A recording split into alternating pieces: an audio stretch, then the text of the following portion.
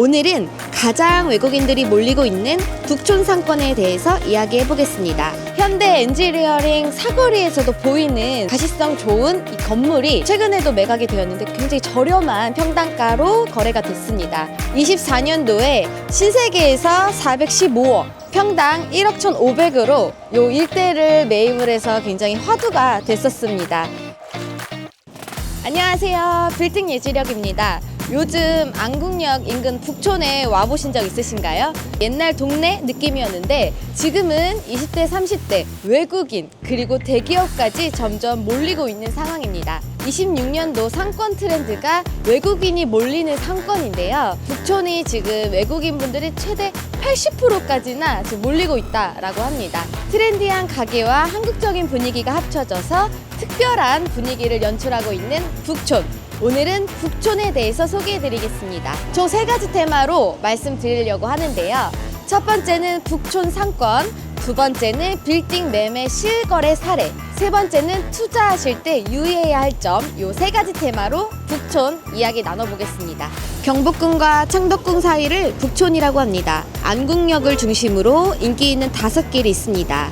오늘은 가장 외국인들이 몰리고 있는 북촌 상권에 대해서 이야기해 보겠습니다. 이번 출구로 나오면 사람들이 붐비는 북촌로가 있습니다. 여기 주변에는 베이커리, 카페 정말 많은데요. 스타벅스도 바로 앞에 있네요. 북촌로를 기준으로 골목골목을 돌아다니다 보면 예쁜 가게들이 눈에 띄는데요. 여기가 먹자골목으로 형성되어 있습니다.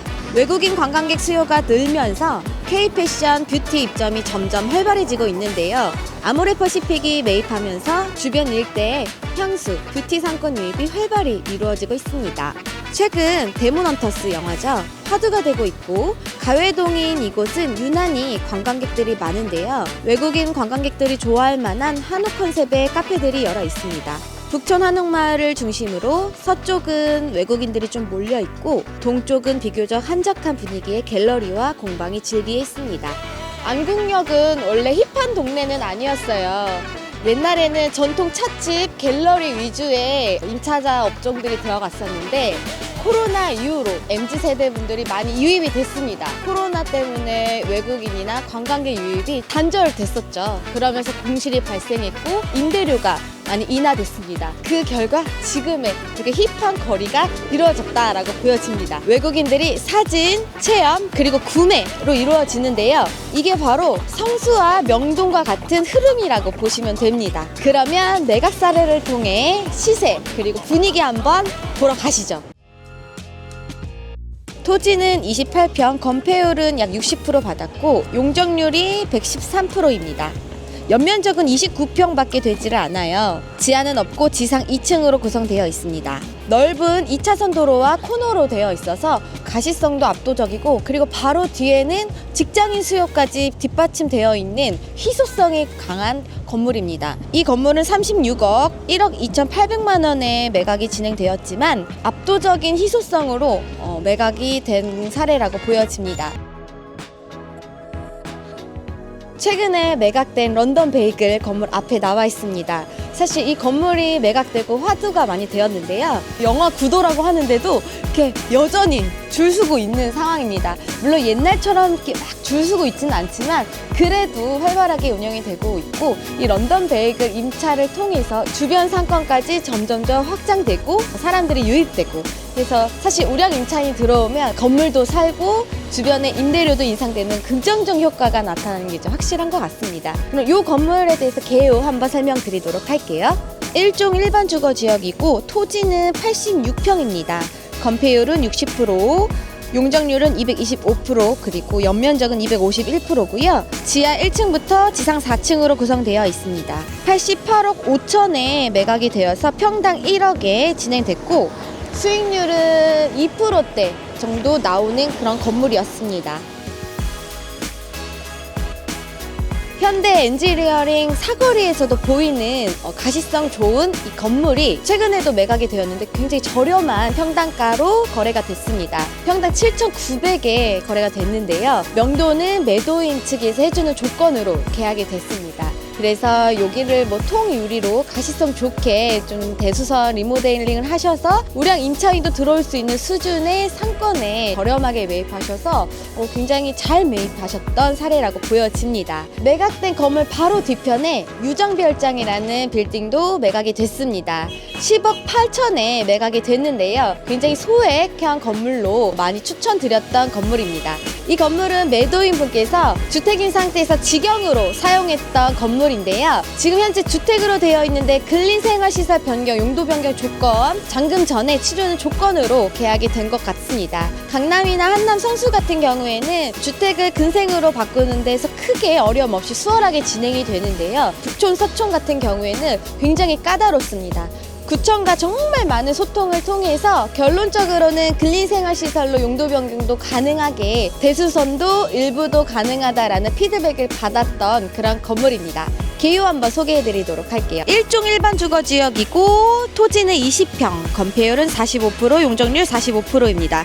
연면적은 9평 정도 되고요. 지상 1층으로만 구성되어 있던 건물입니다. 참고로 관광체육과 관광사업팀에서 피드백 준 내용은 잔금 전 용도 변경 후 근생으로 취득하고 한옥체험업으로 용도를 좀 바꿔서 쓸 경우 관광사업의 등록 기준에 나와 있는 취사시설에 관련된 법규에 맞춰서 취사시설을 설치를 하면 한옥체험업으로도 가능한 상황이었습니다.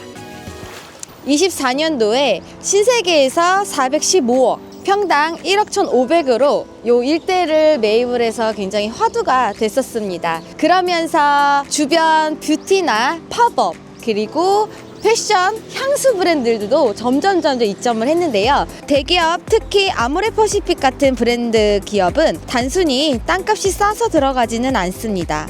그들이 보는 기준은 명확합니다. 브랜드 이미지에 맞는 지역인가, 장기 보유가 가능한 입지인가, 시간이 지날수록 가치가 올라갈 구조인가. 이를 통해 빌딩 투자 시점으로 접목시켜보면 브랜드가 검증했고 자본이 들어왔고 낙수 효과로 주변 상권이 살아나면서 임차 수요가 늘고 있습니다. 좀 더 밑으로 내려가면 뭐 오설로 관광 코스, 필수 코스거든요. 거기에도 외국인들이 이제 많이 유입되고 있고 북촌을 투자하실 때는 좀 유의하실 점이 있습니다. 문화재가 발견될 수가 있는데 문화재가 발견이 되면 공사를 중단해야 합니다. 그래서 이제 다 발굴하고 또 이어지고 이러면서 공사 기간이 굉장히 지연이 될 수가 있다라는 리스크. 리모델링을 했을 때도 제한이 굉장히 많습니다. 뭐 예를 들어서 2층 이상 건물을 더 올릴 수가 없다라든지 여러 가지 좀 제한 사항이 또 한옥 체험 마을에 맞게 해야 되는 상황이 있습니다. 그리고 필지 정리가 정돈이 안 되어 있습니다. 잔금 전에는 측량을 하시는 것을 추천드립니다. 다만 이 단점들을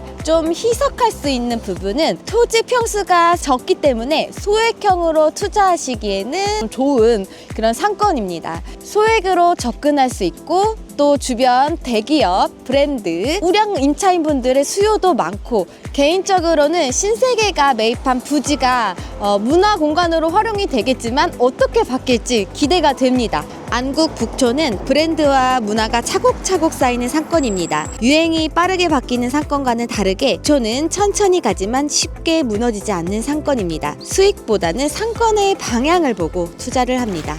다음 영상에는 북촌의 또 다른 길, 윤보선길도 좀 소개해드리고 서촌도 좀 소개해드리도록 할게요. 또 댓글로 궁금한 상권 있으시면 제가 대신 직접 답사해드리고 정리해드리도록 하겠습니다. 다음에도 유익한 영상으로 여러분들 찾아뵙도록 하겠습니다. 다양한 물건을 좀 받고 싶으시다 하시는 분들은 편하게 연락 주시면 제가 피드백 드리도록 할게요. 그러면 다음 영상에서 뵐게요.